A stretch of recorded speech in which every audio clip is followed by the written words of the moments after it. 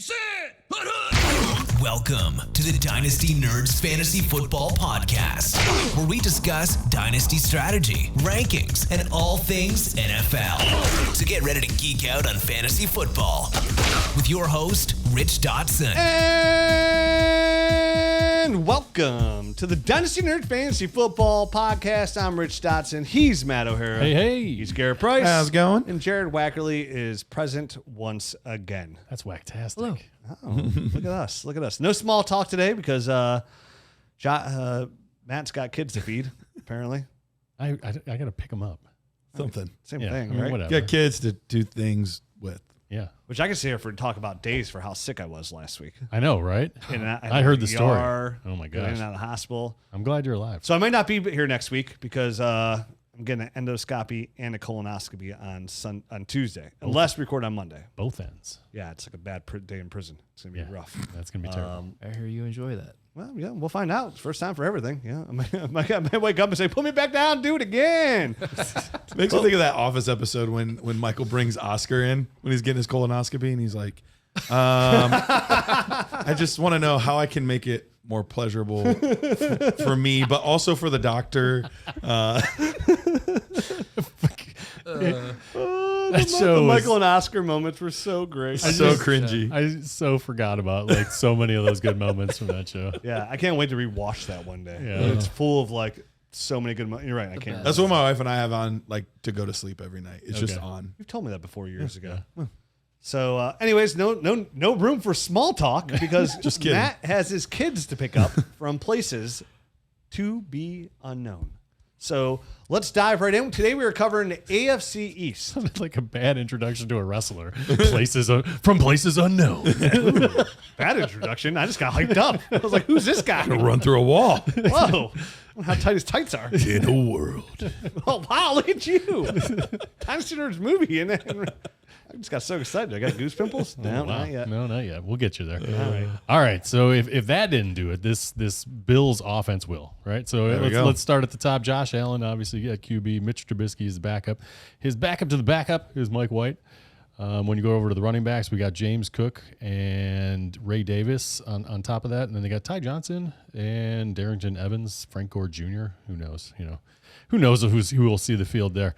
At tight end, sorry, I'm going to go tight end next. We got Dalton Kincaid, Dawson Knox, and Jackson Hawes. And at wide receiver, we have Keon Coleman, Josh Palmer, Khalil Shakir. And backups there are Elijah Moore, Curtis Samuel, LaVisca Chenault's on this roster. KJ Hamler, name from the blast from the past there. Blast from the past. Did you say Josh Palmer? Did I just miss it? You did. Okay. I said Josh Palmer Okay, second. Yep. Perk up those ears. Yeah, I got to. He's getting some buzz, man. You can't forget about He Josh is. I Palmer. wanted to make sure we mentioned him because he's getting a little bit of love. I love the first week buzz with no pads on, but Yeah, we'll see. 400-yard Palmers. Yeah. What I call him Another for a reason. one.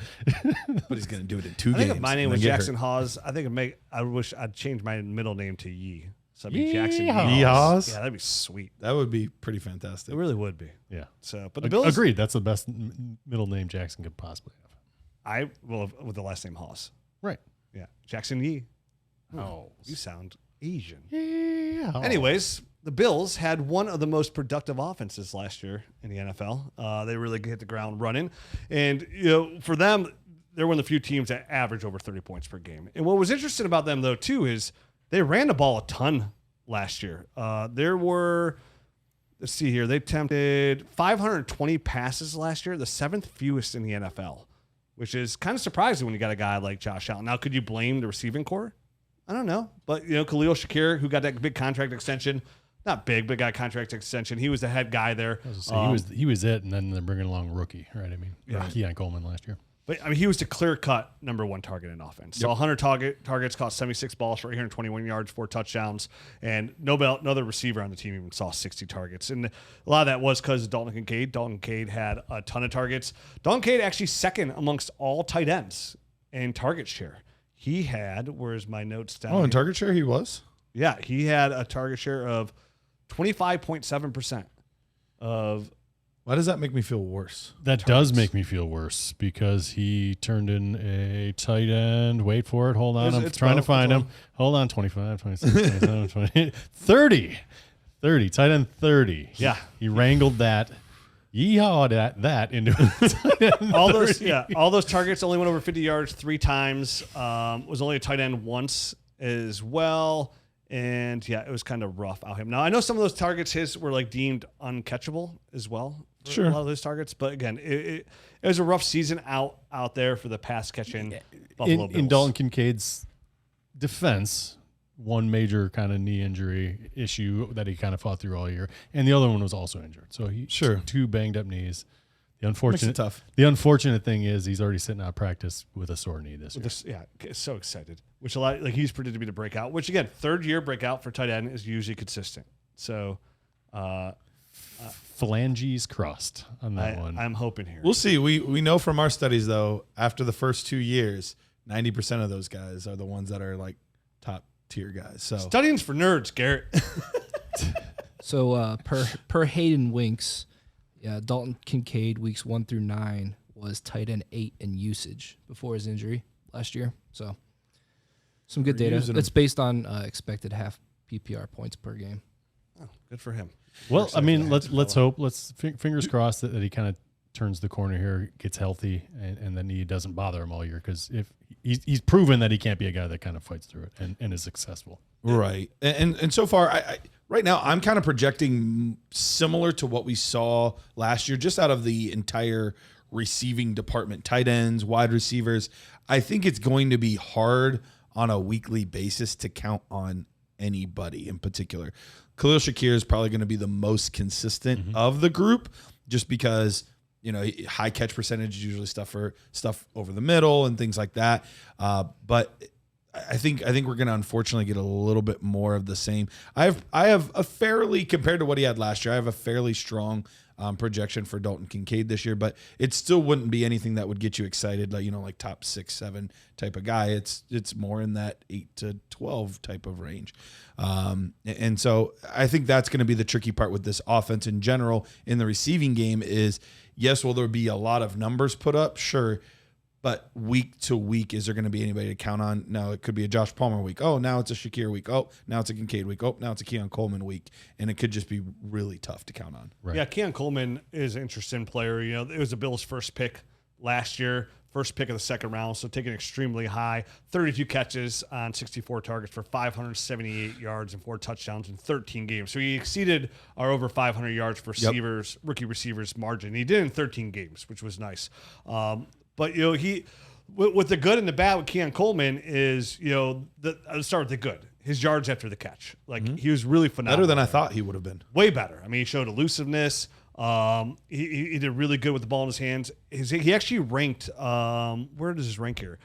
He was 6 out of 88 qualified receivers in yards after the catch last year, which is pretty nice. Now, on a contrast to that is he contested catch rate really low. Kind of did what we thought he did. Had trouble getting separation as well in the NFL. So a lot has to change with him to make him sure he's just not like a go downfield and stretch the field kind of receiver for him. Or are they going to manufacture touches for him? Somehow can they make him a big slot, a la like a Michael Thomas, right? Something along those lines. So, but I agree with Garrett, Matt.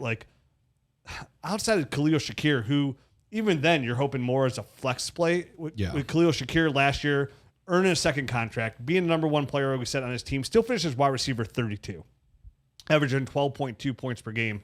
And for me, again, that is a flex play for a championship caliber team. If you're super strong everywhere else, at least he is a wide receiver 3 and giving you those double-digit points on a week-in, week-out basis. That contract he signed was 4 years, $60 million, $32 million guaranteed. So nothing extravagant there holding back. So this really comes down to the 2 stars of the offense, right? Josh Allen, who over the last couple of years, QB2, QB1, QB2, QB1. Last year finishes QB2, averaged 24.1 points per game. Him, and then the unknown of James Cook. Right? Who finished as running back, He was running back 9 overall, averaged 2 points per game. Nice. But like Garrett has mentioned, I thought it was Garrett or Matt, I can't remember which one of you mentioned it, the touchdowns. It's all, he scored 16 touchdowns. It's crazy amount. So, and then he also had 5 receiving as well? I think he had 2 receiving. Oh, okay. He had a lot though, total. Mm-hmm. Yeah. So in 2018 total touchdowns, including 16 on the ground. And previously, The 2 years before that, he had a combined 9 total touchdowns. So we're going to have to meet him here somewhere in the middle. We saw Josh Allen take a little bit step back here. So James Cook, no contract, a lot of unknown here. Do they get Ray Davis more involved? Touchdown regression. Talking about a massive, for somebody who I was like really excited about digging more into the Bills, look at the numbers. It is kind of something that you get a little bit more, hey, I didn't mean to take a step back here. Is this a package deal kind of player who needs running back help to kind of sell off? Do I tear down? Do I try to upgrade my running back position with James Cook plus a first for a player? Is now the time to trade James Cook for Quinshon Judkins straight up? Is that an offer that would interest some people out there? Like, man, dude, I am worried about where James Cook's going to end up. The touchdown regression, the Quinshon Judkins news right now. I could probably make a lateral move here and flip him, because whoever drafted Quinshon Judkins is most likely a team that just made the playoffs and got eliminated right around that pick 7-8 range. Yeah, no doubt. I mean, it's a hard kind of knot to untangle here to figure out exactly how that's going to go, how that's going to play out. Is he holding in? Is he one of these guys that's holding in? Right He is. So he's still upset about his contract, but he's actually been participating in drills the past couple of days. And by all reports, he looks fine. He looks, himself. I would think that is kind of in his best interest. Obviously, going into the last year of his deal, he doesn't have a whole lot to kind of. He doesn't. To really, he doesn't have a leg to stand on from a perspective of having any sort of leverage. So, and you look at the Buffalo Bills, they're actually last in the league in cap space. They're in the negative. They're just barely in the negative, but they're in the negative.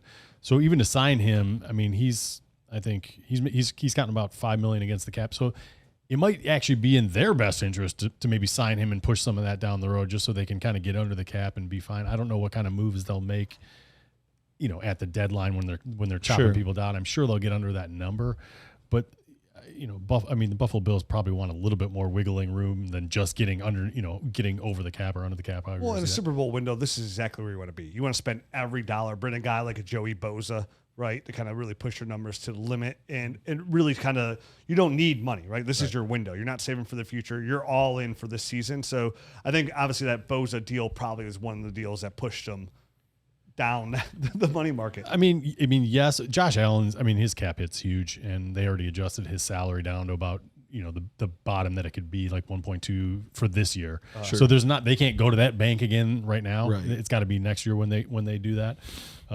So it's an interesting kind of dilemma. I'm looking at Curtis Samuel, who's making $9 million against the cap, who does nothing on this team. Is he even on this team? He's already hurt. Is he already? Yeah, he just got hurt in practice yesterday, I think. So, he's one of those guys that they could be a real cut candidate. He could be a cut candidate. The problem is he's got $12 million of dead money and $9 million of cap space or hitting the cap. So he'd have to be they're splitting it over 2 years. So they're gonna post. Well, yeah. Can you do post June 1st at this point? I don't think you can. Yeah. Yeah. No. So I don't even know. I'm not 100% sure how that would work. It's where they bring in a guy like Elijah Moore, who's similar to Curtis Samuel, like a little bit slow. He's like a slower Curtis Samuel.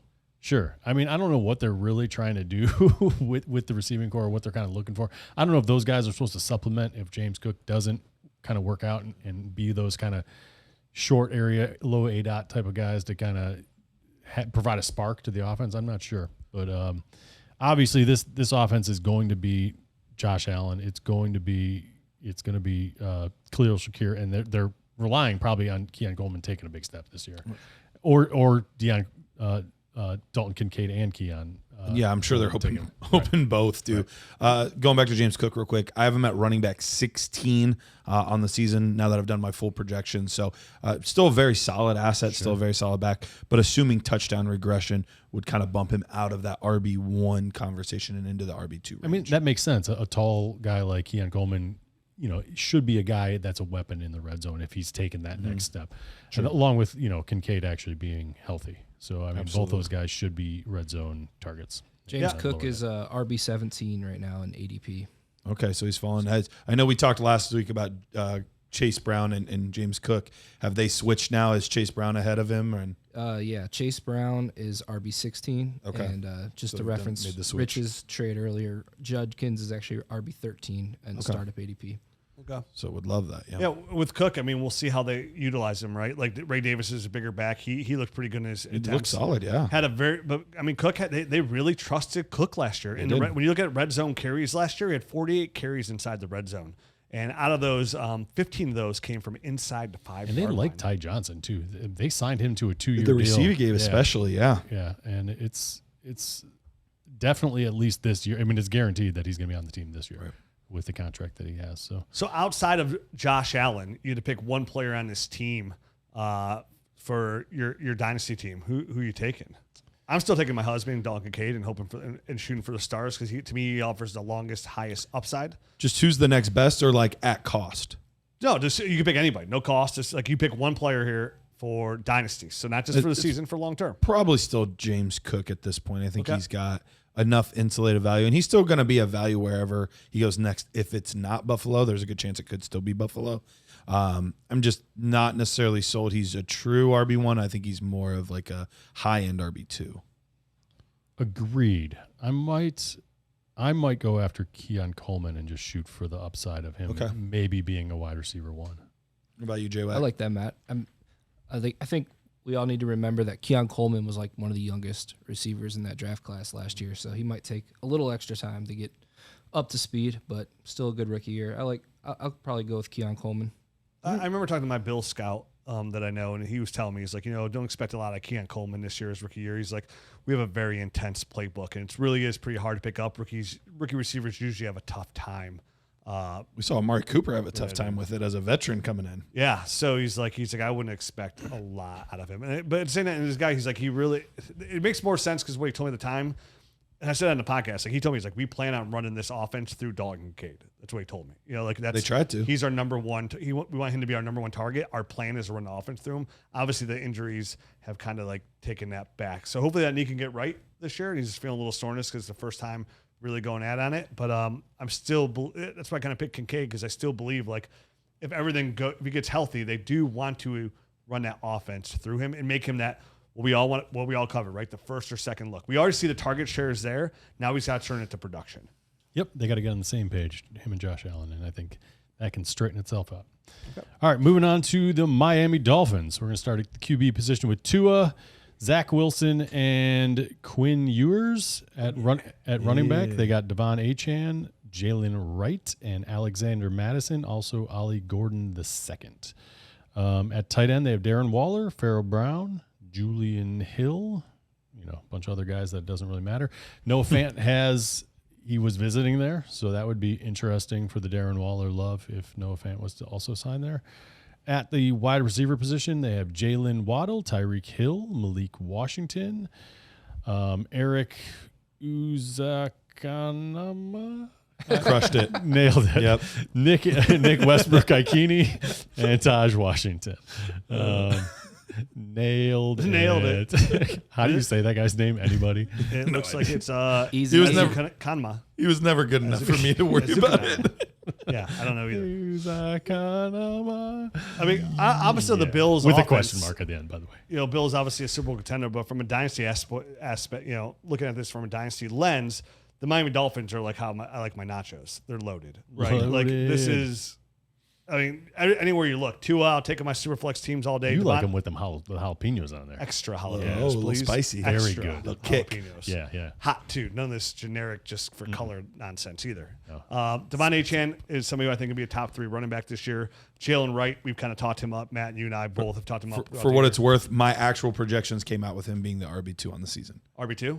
Yep. Makes sense for me. Tyreek Hill still has one last hurrah on him, I believe. Jaylen Waddle has been a top 8 fantasy receiver twice already, and then introducing. We saw a tight end can work in this offense with how quick they'll dump the ball off. So a guy like Darren Waller has some potential here. Tua last year finished his quarterback 21. 17.1 points per game was actually good for QB 14 overall. So the fact that he did miss some time.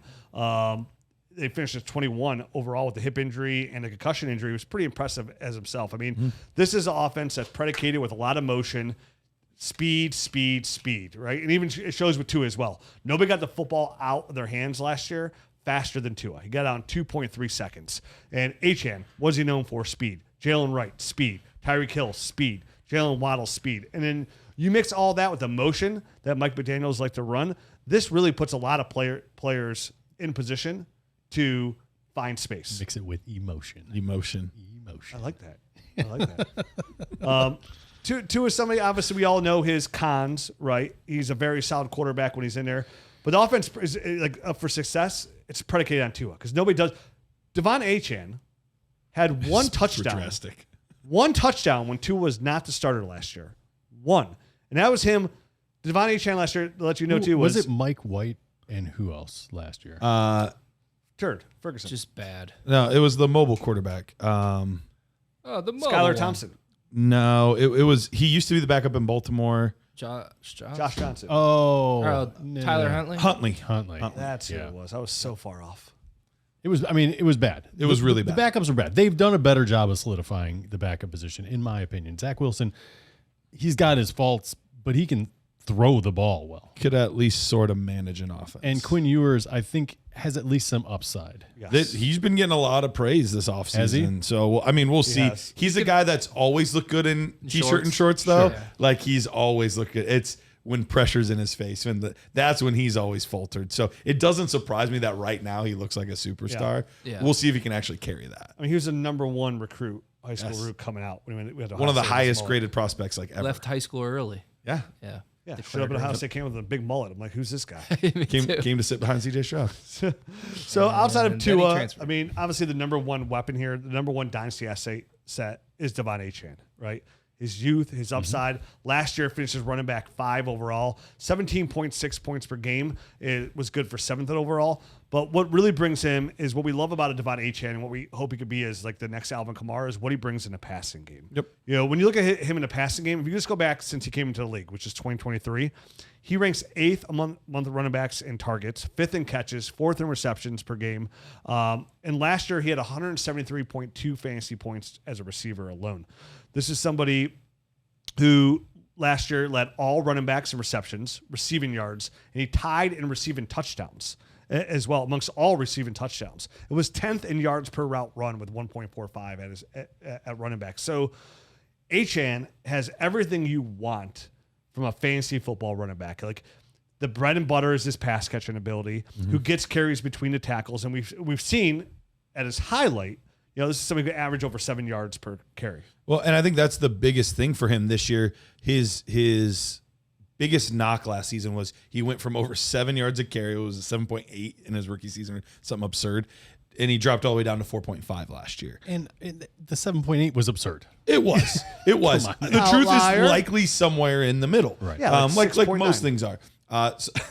So if that's the case, I think that's the big thing is he could even lose some carries this year. You know, he ended up with, it was like 210 or 220 carries last year, which is fine. I even have in my projections him actually losing a few. You know, Jalen Wright or Ali, one of these guys coming in, taking a little bit more of that. Alexander Madison supposedly looking good. Possibly Madison as well. Absolutely. Everybody looks good. But if he bumps to, like I have him projected at 5.1 yards per carry, which I think is much more realistic because he just didn't break any long ones last year because he didn't have the lanes, didn't have the holes to do it. He breaks 1 or 2 long plays. All of a sudden, that yards per carry shoots up real quick like it did before.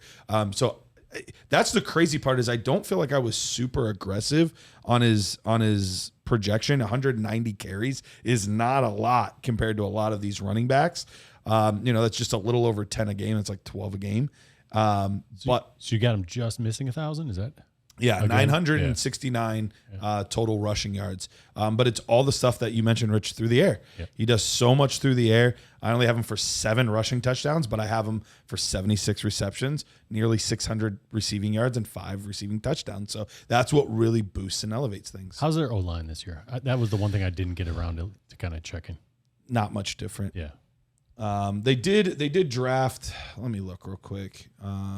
You guys keep talking. I'll look at it. But they did move a couple pieces. It's better, but it's not drastic. Okay. Well, going back to his touchdowns too, this is somebody. I mean, Achane's always had a nose for the end zone, right? Like his rookie season, 11 touchdowns. Last year, 12 touchdowns. Your receptions are pretty close to what he had last year. I can actually see those. I can actually see his receptions somehow going up, which is crazy that sounds. How many did he have can't last year? 78. 78. 78 on 87 targets. So he's highly efficient. And it's what, like, McDaniels loves to scheme Achane into space. I mean, he's such a weapon. Yeah, he's their biggest chess piece out there. I mean, you've got Tyreek Hill out there, and he's still the biggest chess piece at this point. Real quick, they same tackles, same center. They added James Daniels at left guard from Pittsburgh, a fine player but nothing special. And then they drafted a second-round right guard. Okay, that's projected to be the starter. Awesome. I thought there was something that they did to boost. So second round, not bad. Rounder. Yeah, it's pretty good capital. Yep. Then, I mean, when you look at the receivers, you got old man Tyreek Hill. Finished as wide receiver 18, 13.4. He was wide receiver 18 overall, but his 13.4 points per game was 31st. Because surprisingly, he did play every single game. Yep. It's just obviously we knew early on. We heard about the wrist injury. What was it true? Didn't he get surgery in offseason, or did he not? Did he get surgery on something else and not the wrist, but said the wrist was Both his healed? wrists, I think. Was it both of his wrists. wrists? So he still got that speed roll. Jaylen Waddle finishes wide receiver 48, 9.4 points per game. He had, to be fair, he had 2 goose eggs in week 17 and 15 and didn't even play in week 16. So something had to be going on there at the end of the year, which is really dropped down his points per game overall. So he pretty much missed the last 3 weeks of the season. But again, took a big step back. I do expect Jaylen Waddle to take a big step forward and kind of show that he does belong. More likely, I actually view Waddle closer to a high-end wide receiver than outside the top 30. Waddle is the guy. I mean, you want to go out and buy this dip.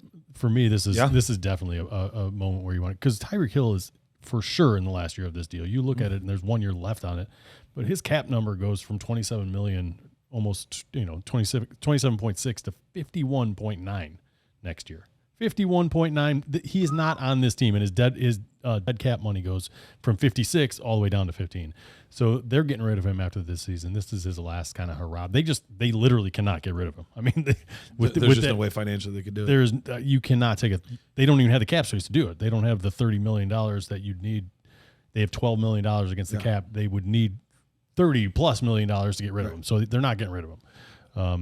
Tyreek Hill is here this year, and then he's gone. I was able to acquire 1 Waddle share so far this offseason. Waddle's wide receiver 33 right now in startup ADP. Which I still think is really good value. I haven't projected this season at wide receiver 25. Losing Jonnu Smith, I think he was the biggest beneficiary of that. Yeah, agreed. So I think he's going to see a lot more targets funneled his way. But it was really interesting to hear Tua's comments about Tyreek Hill. Did you guys hear his comments? He starts to work his way back into the he's like, you can't just say the kinds of things that he said and just everything's okay. Like, he's got to work his way back and earn his way back into our trust.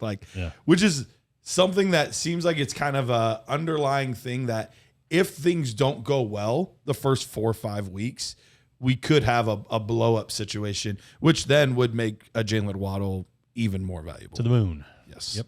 Yeah, I really like that. I like the Waddle buy. Yeah. I really do. I think he's a receiver you could probably get for a future first with a little something sprinkled on top. And that's great value in my eyes. Definitely with the wide receiver class not looking as strong from your guys' perspective as well going the next year. So he's somebody I've been trying to acquire. I've gotten 1 share of him so far. I think he's a trendy buy, so it is a harder one to get. But yeah, I'm on it. Only 26 years old, or just turned 27. That's trendy. Trendy. Tight end. You're full time. Do you guys think that there's anything here with the tight end at all? Because I kind of think it now goes back to what it always was with this team and the Dolphins and Tua. Even when Mike Gesicki was there, he just didn't get many targets. It wasn't a big part of the offense. Do you think that kind of just goes back regardless if it's Fant or if it's Darren Waller or whoever? When was the last time Waller did something good? Yeah, exactly. From a fantasy, 22. He made a music video. I'm just being honest. Yeah. I don't expect. Did you see that? I don't expect him to It was a bad music. Was video. it better than mine? Whoa.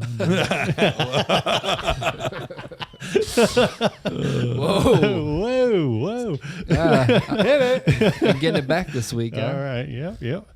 And you lay down those last week. So It's even just if it been is simmering. Fant, It's though, been simmering. I just think I don't see this position even being targeted much. As a total unit, they might get 70 targets. I don't think it's going to be a big part of the offense. Yeah, you mentioned Waddle's a big winner with Jonnu Smith leaving. I think it's two-faced where it's Waddle and Achane. It very well could be. I think Achane's going to live in the middle. I wouldn't be surprised, honestly, if they move Achane out to slot a lot as well and put Jaylen Wright in the backfield. Matt and you have talked up Jaylen Wright. If you've listened to the show, regularly, you know how much I've talked up Jaylen Wright. I am all in on Jaylen Wright this year. I have a ton of shares where, and we saw, this doesn't worry me about Devon Achane being number one. We saw Devon Achane the year he managed to average 7.1 yards per carry. Raheem Mostert finished as a top 5 fantasy football running back overall. So we know this can work in this offense with Jaylen Wright. And if Jaylen Wright can give you running back 2 numbers and Achane's being a high-end running back 1, what a fantastic value on another running back you can get out there who bulked up this year. Super fast running back as well. I think he was the most explosive running back coming out of the combine, ran a 4.38 as well coming out of Tennessee. And looked good early, but didn't do much last year, and that's fine. But this is a player that they believe in. This is a player that drafted in the 4th round last year and actually gave up a 3rd-round pick this year for 2. So kind of like that Woody Marks steal. So overall, I mean, from a dynasty standpoint, Jaylen Waddle, Jaylen Wright, Tua, and Achane are 4 assets that I would love to have on my dynasty teams for the foreseeable future. Yeah, absolutely. They've got youth and upside. Jaylen Wright's ADP is RB52, so definitely can be had. Yeah, definitely buy him. And when you look at when Achane, even when they wanted to use him last year, he averaged 58.5% as a running back share. So those aren't big time numbers when it comes to usage actually behind the line of scrimmage. So there's a lot of room there for Jaylen Wright to eat. Say they do mix in Alexander Anderson, but if he's given 25 to 30% of the carries, that can work out. Definitely involve him a little bit in the passing game. And I can, again, see them using Achane in the slot. They did a little bit of that last year as well. But again, this is all predicated on Tua Tagovailoa being the starting quarterback. If he's not on the field, none of this works for anybody. Yep, 100%. Dude, that guy's head injuries are crazy. Yeah. So before we go on, I got to tell you guys about our friends over at FastDraft. This is, we've been talking about the Rabbit lately. It's such a fun tournament for everybody who loves to play best ball. If you're not familiar with best ball, get hip. It's a fun fun thing to do in the summertime. Draft a team, set it, forget it. At the end of the year, win a ton of money. And what's going on with the Rabbit right now is it's 15 roster spots. You start 8 players, full PPR, total point scoring, and only 10 teams per draft that go 15 rounds with a 20-second clock. So these drafts are over in a flash. That's why it's called FastDraft. But what I love about it is being a new website, they're offering great opportunity like this contest where it's rake free. So these volume players out there get the best possible return on investment. And with us Dynasty Nerds players who are heavily involved with the rookies, with no going on, the fact that FastDraft is new, you don't have a ton of sharks in here, you really can have an edge over your opponents in here. And right now, they may be listening to ADP, but you're getting guys like Ja'Cory Krosky, Merritt, right? You're getting the Jaylen Wrights on your roster, and where the other guys aren't even looking in that direction, and they're drafting guys who are either washed up, guys like Rachaad White, really, who doesn't offer that upside of guys that like this. More name than game. Yeah, and listen, FastDraft's a little bit different. A guy like Trey Harris, to me, has way more value. Rookie like Trey Harris has way more value in a best ball league than maybe in year 1 of his rookie year for the Chargers. So I encourage everybody, get out there, check out FastDraft. You can download the app now. You go to draftfaster.com, and you got to make sure you use that promo code NERDS because, deals like this, we were blessed to have one for the last year and a half, and now we have another one where you can go in, use that promo code NERDS, and all you have to do is deposit $10 into this app. Now, and if you enter a contest. What's that? And you got to enter a contest as well. And if you do this, they're going to match your deposit up to $50. But if you do that and you play in a contest, we're going to give you a free 1-year subscription to the Nerd Herd. And you're going to get the app. You're going to get the access to the website where we have the film room, all the stuff for the rookies, the Nerd Herd Score Plus, extra podcasts, and so much more. You got to get out there, check out the app. All that for free. If you're already a Nerd Herd member, don't worry. We're going to hook you up with a gift certificate to the merch store. Those go out on a weekly basis, so look for those as well. I see those orders coming through all the time. So shout out to the Nerd Herd, still supporting our partners. People are out there buying hoodies, new shirts, hats, long sleeve shirts. So it's been a great seeing all those go out there. So check them out. FastDraft. Yeah, and don't forget about FFPC as well. FFPC, if you're still like, hey, I love best ball, that's fun, but I want to set my rosters. I want to be in a league with a long time with different players, and I want to play in some unique formats. Then FFPC is the place for you. If you head there and you can go to myffpc.com, look, you can do a $25 or $35 league. You can do $100 league. You can do all the way up to 2.5K. So they have some really, really big leagues you can play in. Head on over there. We're going to give you $25 off when you use promo code NERDS. It's an amazing place to play, and you don't have to worry. Look, I'm going to put a bunch of money in, and then this league's going to fold, and you don't have to worry about it. They've never had a league fold. It is the safest place to play Dynasty Fantasy Football. So use promo code NERDS. head over there to myffpc.com. All right. Wow. I haven't talked in a while, and you could tell. I tried to even clear my voice. him. All right. So let's get back into it with the New England Patriots. I'm going to start at the QB position. Drake Maye, Joshua Dobbs, and some guy I've never heard of. Ben Wooldridge is their third quarterback. Never heard of that. Sounds rich. Oh, yeah. Oh, Betty boy. And then at the running back position, we got Ramondre Stevenson, Treveon Henderson, and Antonio Gibson. Lan Larison is also on this team. Largest contract for unsigned UDFAs. Nice. Did not know that. Very talented passer. I really like him. Yeah, at the tight end position, Hunter Henry, Austin Hooper, and then a bunch of guys you've really never heard of. No need to. Yep. And then back up to the wide receivers, we got Matt Collins, Stefon Diggs, Demario Douglas, Keyshawn Butte, Kyle Williams, Kendrick Bourne. They just keep going. Jalen Polk, Javon Baker, Efton Chisholm the third. They like all these guys, because no one has established themselves, are relevant. And everyone has a chance. Everyone of those guys, all 9 of those guys have a chance. Yeah, and 2 rookies getting a lot of buzz there. Kyle Williams, obviously big-time playmaker, a player whose tape you and I really liked a lot. Matt, you liked his tape as well. Sure. Yeah. And then Efton Chisholm. Not somebody I really watched a lot of his tape on, but like he's been getting a lot of buzz going back to OTAs. Everybody cannot stop raving about his route running. Now, again, can he make the roster, being on UDFA? Who knows, but he is getting a lot of buzz as well. And with a lot of guys on here that haven't really shown much in the meantime, their time here, guys like Jalen Polk, a second-round pick, Keyshawn Butte, Pop Douglas has been okay. Like, nobody's really shown anything. Right. Like, this is clearly, in my eyes, if I had to look at it, Stefon Diggs and Kyle Williams as the 1-2, and then probably Pop Douglas, some sprinkle in there. We'll see if Chisholm can actually get on there and do some Chisholm things. But then you also got Hunter Henry as well. Who's going to be targeted in this offense. Right. And not to mention a dynamic pass catcher running back in Treveon Henderson. So for me, I don't get too excited out here. Superflex, Drake Maye. When you look at Drake Maye, Garrett, you've talked to him up a ton about what he's been able to do. What's most impressive, how he's able to do it with a bad team overall. When you look at his numbers, he averaged 17.7 points per game, but weeks 16 through 17 in that range right there, he was QB 14 overall. Offers some rushing upside. And not like this means anything, at least have the best weapons to throw to since he's been in New England in the second year with the addition of Treveon Henderson and Stefon Diggs. Yeah, no, he's definitely got a much better group to throw to this year, a better pass-catching running back, and one that's also very good in the pass protection game as well, which is really nice for him. The best I've arguably ever seen. He's fantastic in that aspect. But I don't... Just because he's not a true fantasy asset, I don't want to lose the fact that he had the number 4 overall pick as a left tackle now that is going to give him more time than he's had before. And I think that's arguably the biggest addition for him this year is just the ability to be able to stand with a little bit more confidence in the pocket. Now, granted, I am somebody that I would say I'm closer to a Drake Maye stan than anything else. But when I went through and did my projections, partly because of how efficient he is as a runner, it really kind of boosted things for his overall numbers.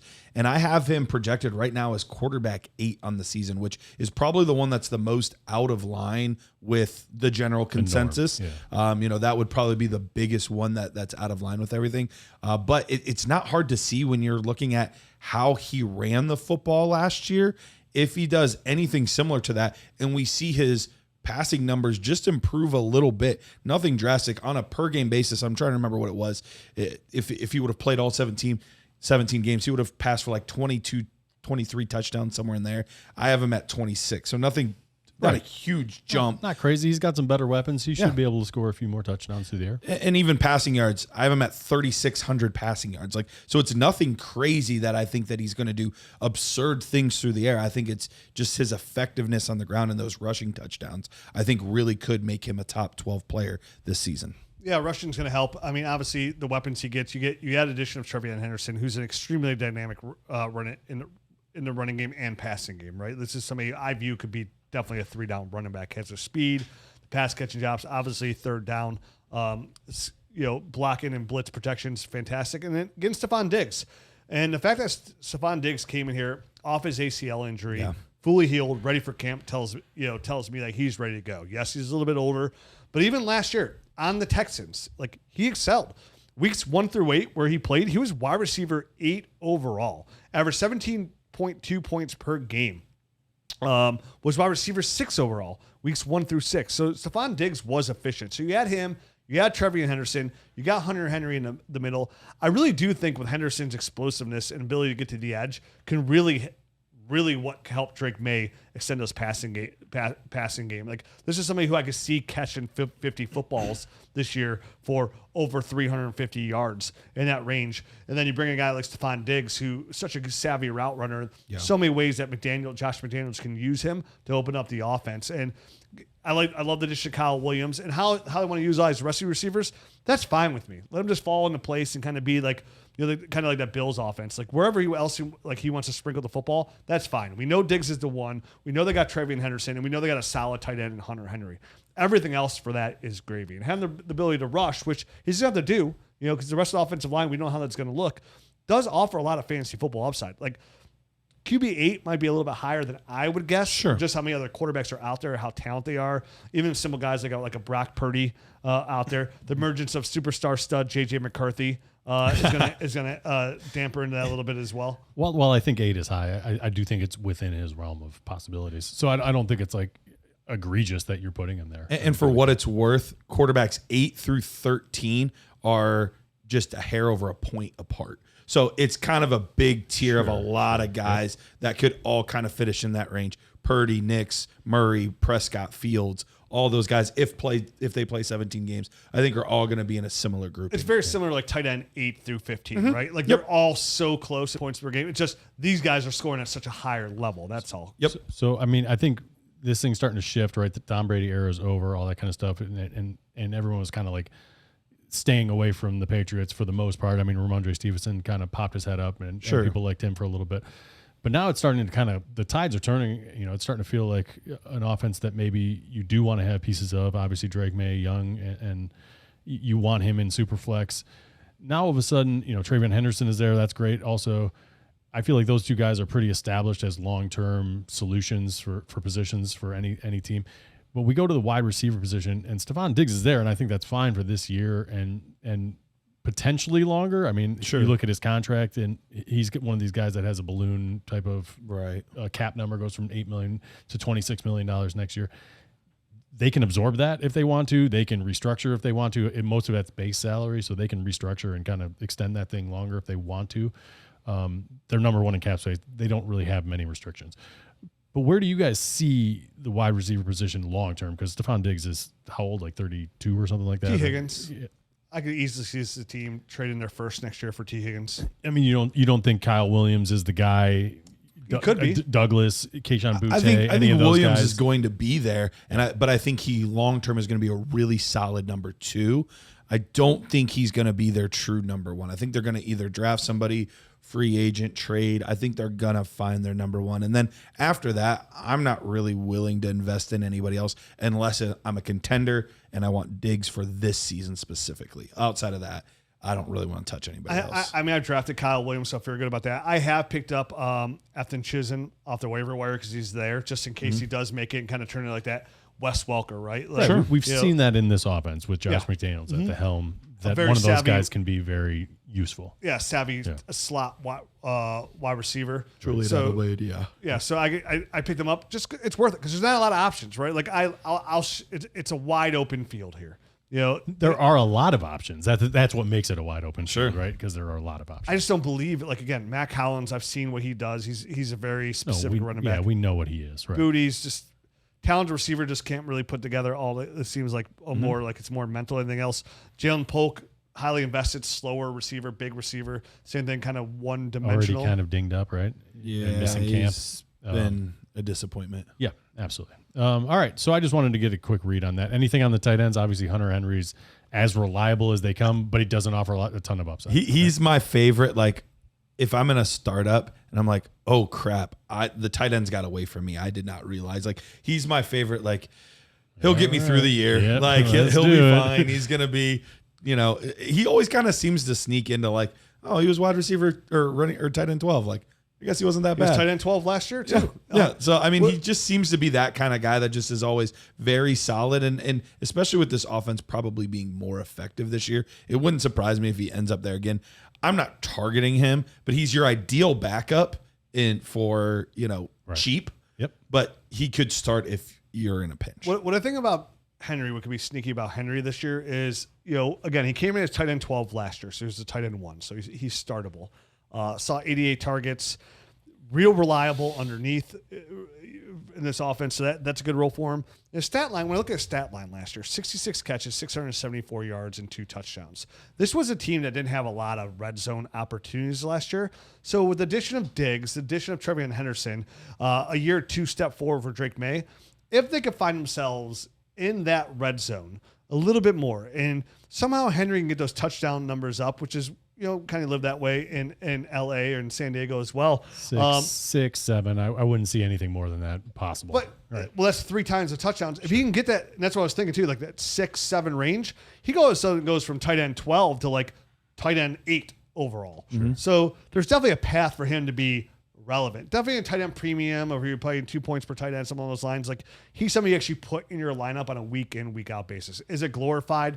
No. But like, again, for most people playing, everybody's in the same spot. So if you're going to be in that spot and you're missing out on the Hawkinsons, the Kittles, the McBrides, the Bowers, like, you could do a lot worse than Hunter Henry. And again, a very affordable tight end to go out there and get the people, because people are chasing upside. Now, always seemingly the forgotten upside. man. You know what I mean? When it comes to drafts and all that kind of stuff. Hey guys, we are super excited to announce that we have a show that we've been doing for a few months now called Roster Rescue. It's every Monday at noon, and sometimes we even do extra shows if we have a lot of roster rescues to do. But basically what it is, it's an opportunity for us to take a look at your guys' teams, your specific team, and say, hey, I think you should go into rebuild. Hey, I think you are a contending team. Hey, trade for this guy. Hey, maybe look to make this move. We get eyes and hands on your specific team. So if you want to do that, go ahead and head to the website, go under the store tab, and go down to Roster Rescue. Go there, use promo code RESCUE10, and you'll get 10% off. So head there today. It's a great opportunity for us to come rescue your rosters. All right, so moving on to the Jets. At the quarterback position, they have Justin Fields and Tyrod Taylor. After that, it's Adrian Martinez and Brady Cook, so no one of note.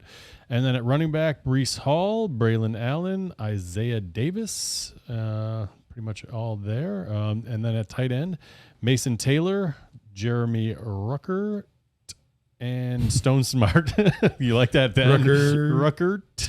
At the wide receiver position, newly signed Garrett Wilson, or newly extended rather, Garrett Wilson, Josh Reynolds, Alan Lazard, Tyler Johnson, Arian Smith, Malachi Corley. Anybody else of relevance? No. That's it. The way you said the Ruckert there, it reminded me, we were at church camp, and they were playing a game where the kids had to like say a category. And so like this one was things that are cold. And this was a kid after my own heart, because, they're saying like ice cream, blah, blah, blah. And he goes, ice cold Mountain Dew. And I was like, yes, it is. The way you said the Rucker. Well, that's interesting, because one time in band camp. This team is it's very interesting, right? Because there's a lot of assets here that I would want to start on my team. Justin Fields, I want to start on my team, whether it be 1 QB or Superflex, because he produces when he's in. Yeah, he's not much of a passer, but even when you look at his starts with the Steelers last year, he's QB6. Like, he gets it done with his legs. When you look back at his time in Chicago from 2022, 2023, I think he had a total of 28 starts. He still had the 7th highest per game average for a quarterback when it came to fantasy football production. So he offers that high end upside. Yep. But at the worst case, he offers low end QB1 numbers with his legs. Now playing with the best weapons he'll probably ever play with.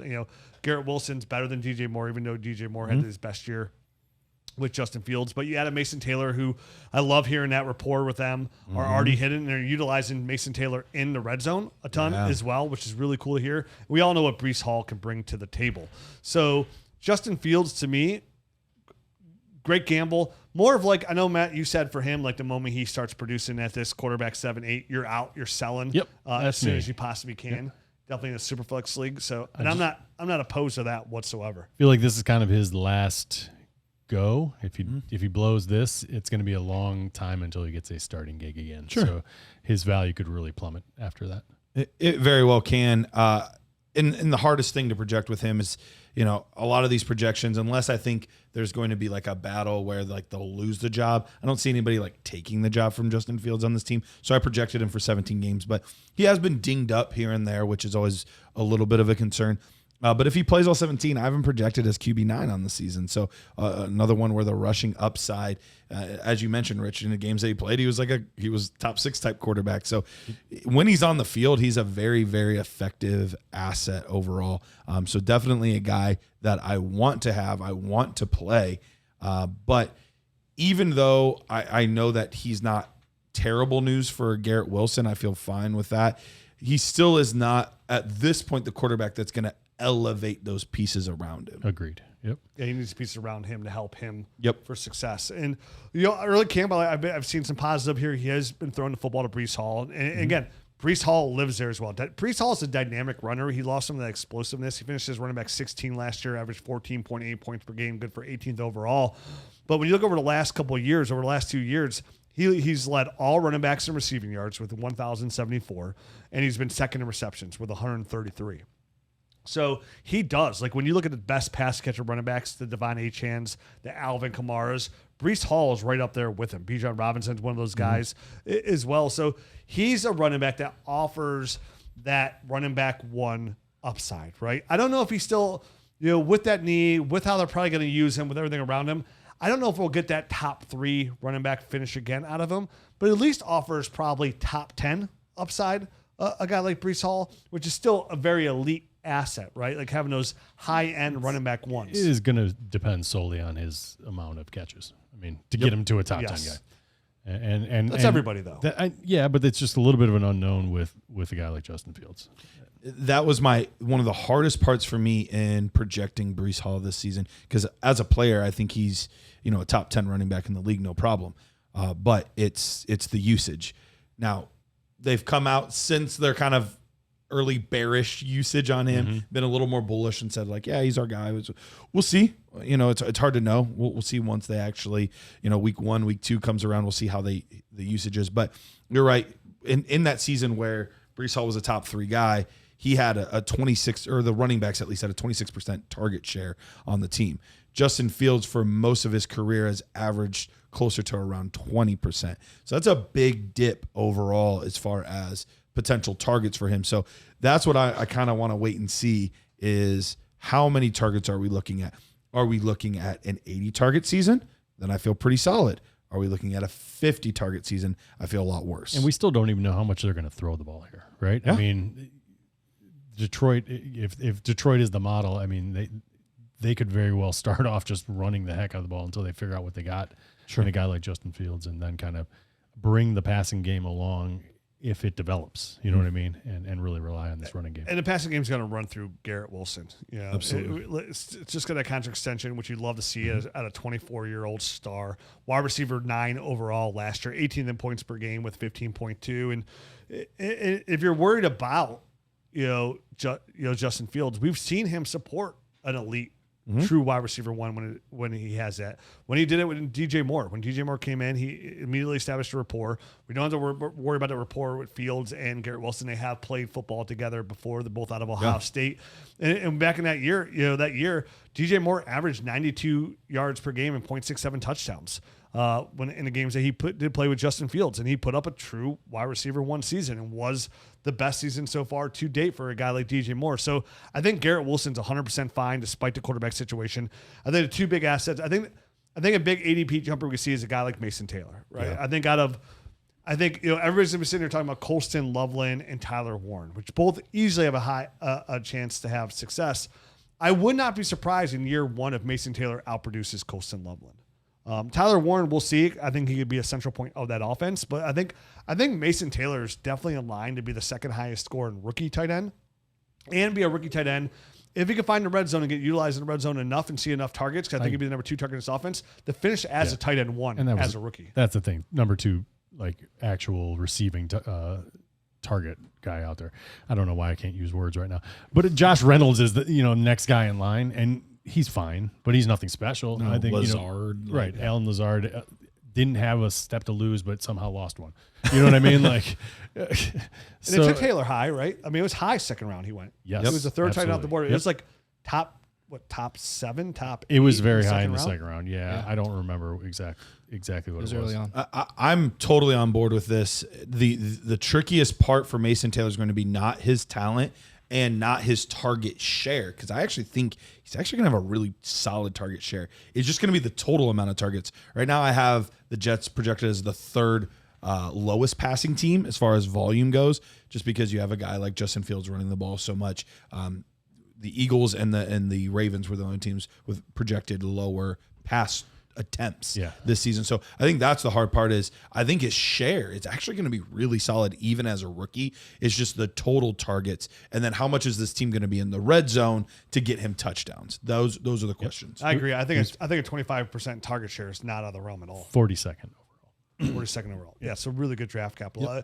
If I was in a startup, in tight end premium league, and like I fell out of like that range, I just missed out on those elite guys. Mm-hmm.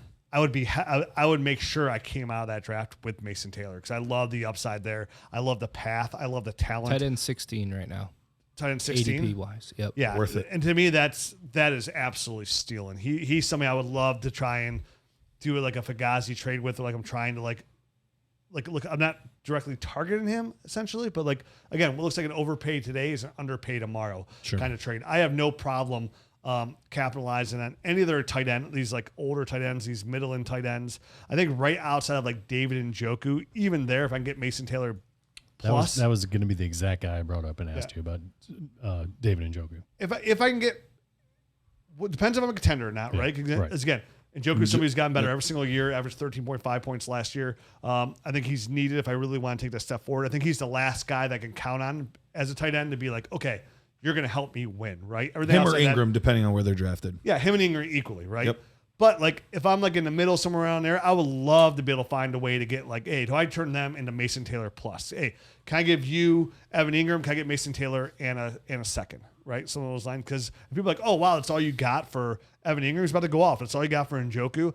I think 3 years from now, it's going to look great. I'm going to be sitting pretty. And that's exactly how you got to do that when you're building. The only trade involving Mason Taylor on one side and David Njoku on the other in the trade browser is a Mason Taylor and a second for David Njoku. There you go. So it's exactly the offer. No, you got to give extra, huh? You got to give. You're giving Mason. Oh, it's Mason Taylor in a second. Yeah, you're right. My bad. It's the exact offer. It's the exact offer you just made up. So my brain was working backwards. Yeah, it's every year. There's like when everything settles down right after these rookie drafts, and I get back and look at it. I always go back when camp starts. I start hearing these news and players I kind of wanted definitely have a draft capital. I like to look back like who's the one like who are a player or two that I didn't get enough shares of that I really want. Cam Scatterbo is one of those players, and Mason Taylor is the other player. Okay, and those are the players like, man, like how do I start to like, and usually the tight end you have a little bit more wiggle room. The running back you really don't, because they usually they explode so quickly. But Mason Taylor is the guy like I've already said, hey, how do I like navigate the preseason injuries? Like he's a player that I have marked like. How do I get this guy on my roster? I need to add more shares of Mason Taylor. More startups. That's how you do it. That is how you do it. I'm going to tell you what. That's a pro move right there. On this weekend, I had a conversation going, I am so proud of myself that this was the first summer that I did not join a new Dynasty startup. Same. Forever. Me too. And then literally today, I had the feeling of like, I was looking at my best ball roster. What am I missing? I'm missing something, aren't I? Something for my life. I run one Nerd Herd best ball league. That's the only best ball Nerd Herd league we have. And I was like, man, I don't have any room for more. I was only because of this league. I was like, man, I don't have any room for any of these any more leagues. But man, do I have room for like another best ball league? Because all I have to do is just rookie draft after that. Really. I do like best ball league. And I think, and I'm telling myself because I'm looking at ADP and I'm seeing guys like this that I really wanted. I love startups. I do so well in startups. I really do. And like. To attack some of these players and get these shares of like Mason Taylor. Well, dude, that's what I do for a living, so I should have success. Otherwise, what the hell am I talking about, right? As long as he's sober. And the big thing too, there's two things. One, the ADP. I really like the ADP of some of these players. Yeah. And number two is Yeah, as long as I'm not on mushrooms, Jared, I'll do just fine. And Garrett's over here not funneling players on my throat that will never play again. Oh, Michael Thomas, Odell Beckham. These are great picks. Oh, Baker, he's going to be in the Browns forever. Look, I was trying to draft like how I thought you would want me to draft you. Yeah. Baker Mayfield, your boo. I get it. Listen, stop living in the past. But I also wanted to kind of like. I'm also. Itching, I did great. I don't want to miss out an opportunity to. Yeah, because you're picking probably right behind me. So much value. Guys just kept falling to me. It was right so weird. Rich. It was great. I really want to implement the Superflex tight end premium. Wait on quarterback to 4th and 6th round strategy is what I also want to do. So like, try it out, man. Yeah, There's an app for that. I'm really thinking I might open. You have to listen to the show this week. I might do another startup, but it'll only be best ball 2.0. Most of the ones that I'm doing now that I commish are best ball, just because I don't want to deal with the rest of it. It's so I hard. can't say more lineups. It's so hard to set all those lineups, man. Dude, it is so it's exhausting. Do you know what the Maybe worst to transition. commish is though? Is like C to C league. Oh, dude. Campus to camp league. Why do you think I said, hey, Jared, you can take care of that? I ain't doing it. I told you I would. All right. It's been a pain in the ass. All right, well, listen to the Nerd Herd episode this week. I'm feeling very frisky. Just came about recently, so I don't know what we're gonna do, but if I'm talking about it now, it's almost It's gonna done. happen. It's a done Yeah, deal. it's that's gonna good. happen. Yeah. It's in blood. You got like, how many weeks until the season starts? A Is month. it? Yeah, all right. Plenty 3, of time 4, to yep. draft. Yep. Playing it. But if you're a nerd, there's gonna be part of speculation. Like there's gonna be a clock. None of this like take your time kind of thing. There's a clock. Everything. This take your time crap. Yeah. You don't know who you want. Probably be like a $250 buy-in, and probably do again. This is my other best ball league. 2 points per reception for tight end. Get real frisky in it. Do it live at the Expo. 5 points per tight end. I got time for that. So, all right. Well, that is the AFC East. Yes, it is. If you enjoyed it and just showed the shit, Dude, you're talking about as good as I am. Wow, man. it's all that medication. Like the dude from Waterboy. I got no medication. Yeah, if you enjoyed We'll leave the a show, rate and thank you. review. That's what you're trying to say. Leave a rate and review. Join the Nerd. Download the app. Check it out. We'll be back tomorrow with the AFC West. West. Adios.